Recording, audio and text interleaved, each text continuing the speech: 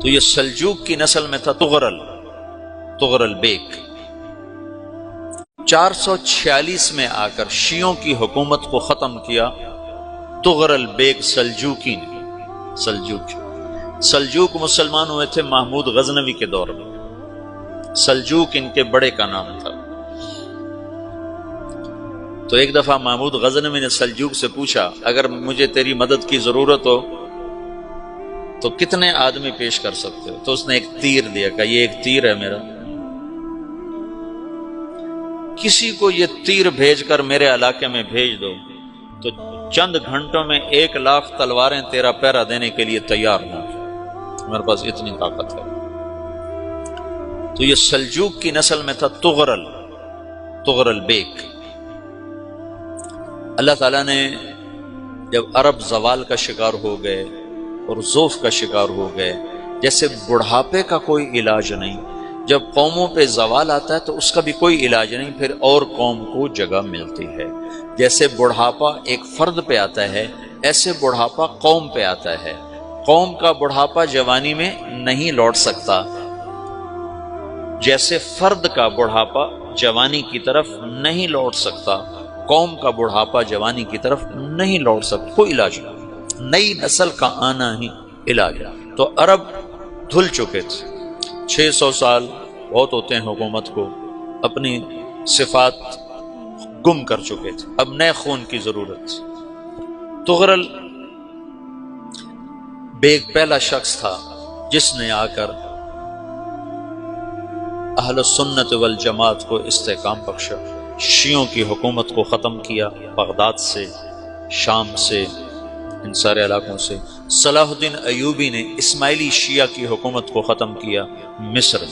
العاضد ان کا آخری خلیفہ تھا صلاح الدین ایوبی، نور الدین زنگی رحمۃ اللہ علیہ کا پروردہ تھا، اس کا دوست تھا، اس کے دوست بھی تھا، بچہ بھی تھا اس کے سامنے، زیادہ لکھنے پڑھنے کا شوق تھا۔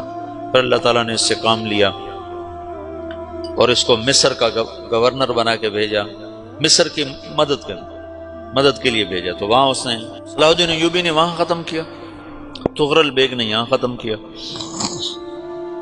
تو پھر سلجوق جو تھے نا یہ اقتدار میں آئے، ادھر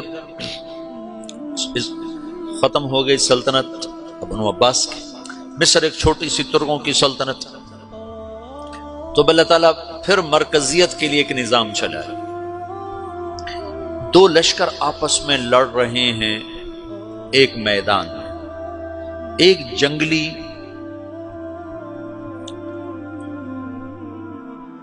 بدوؤں کا قافلہ، جنگل کے لوگ اپنے قبیلے کو لے کر، ایک جنگلی قبیلہ اپنے سردار کے ساتھ نقل مکانی کر رہا ہے ایک جگہ سے دوسری جگہ۔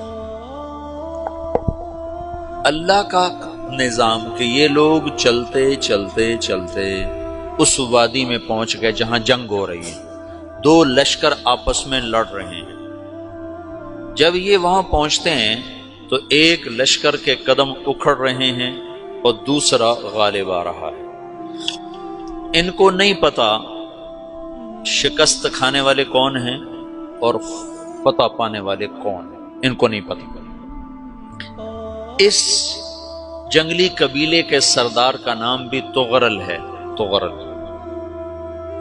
تو یہ سردار کہتا ہے جو شکست کھا رہے ہیں ان کی مدد کرو، کچھ پتہ نہیں کون ہے، کہتا جو شکست کھا رہے ہیں ان کی مدد کرو۔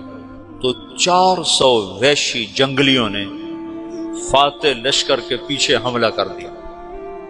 وہ تو ایک کافی ہوتا تھا، 400 دوڑ جب تلواریں پڑیں تو چند لمحوں میں نقشہ بدل گیا، بھاگنے والے جم گئے اور جمنے والے بھاگ پڑے۔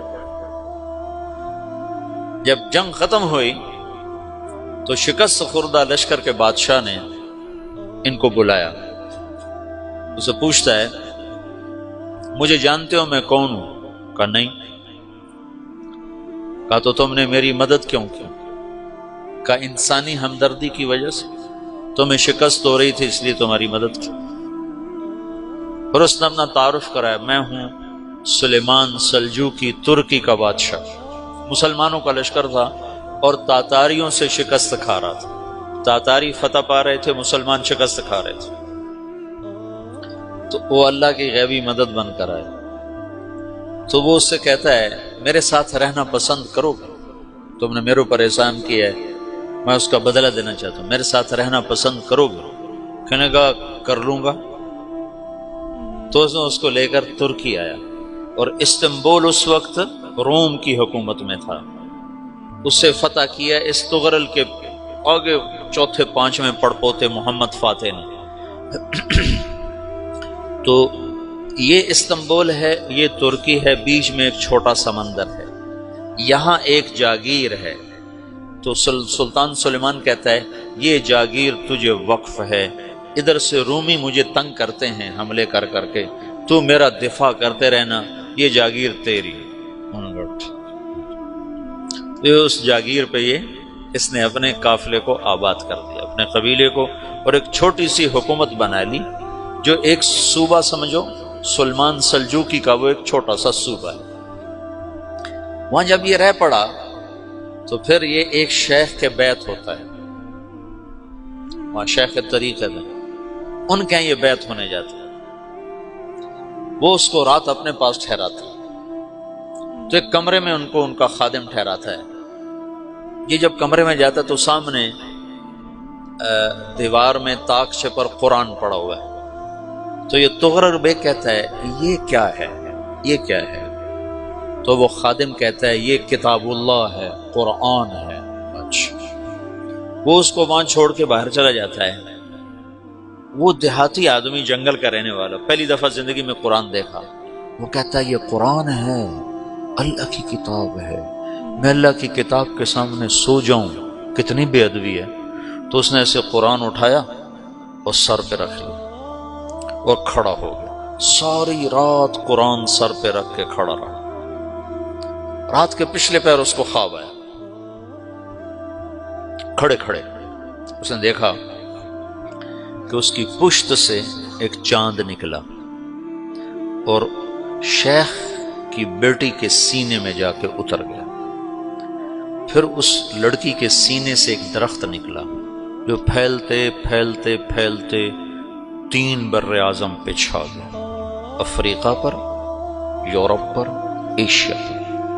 پھر اس کی آنکھ کھل گئی، وہ کھڑا ہوا ہے، تو اس نے صبح یہ خواب اپنے شیخ کو سنایا، تو انہوں نے اپنی بیٹی اس کے نکاح میں دی تھی۔ اس بیٹی سے ایک بچہ پیدا ہوا، تغرل بیگ نے اس کا نام رکھا عثمان، عثمانی ترک نام سنو، جو میں نے کل بتایا تھا کہ 1924 میں وہ خلافت ختم ہوئی۔ تو ایک بیٹا پیدا ہوا عثمان۔ عثمان نے پھر ایک نئی اسلامی حکومت کی بنیاد رکھی جو 1924 تک چلتی رہی، کوئی 800 سال یہ حکومت چلی۔ تو حکومت کا شیرازہ بکھرا، لیکن پھر جڑ جاتا تھا، اور وہ قرن اول والا جوڑ کبھی نہ پیدا ہوا، ٹکڑے بن گئے۔ ان ٹکڑوں میں اللہ لوگ پیدا کرتا رہا جو دعوت دیتے رہے، دعوت زندہ رہی۔ جو تربیت کا نظام تصوف کے ساتھ تھا، اب وہ تبلیغ کے ساتھ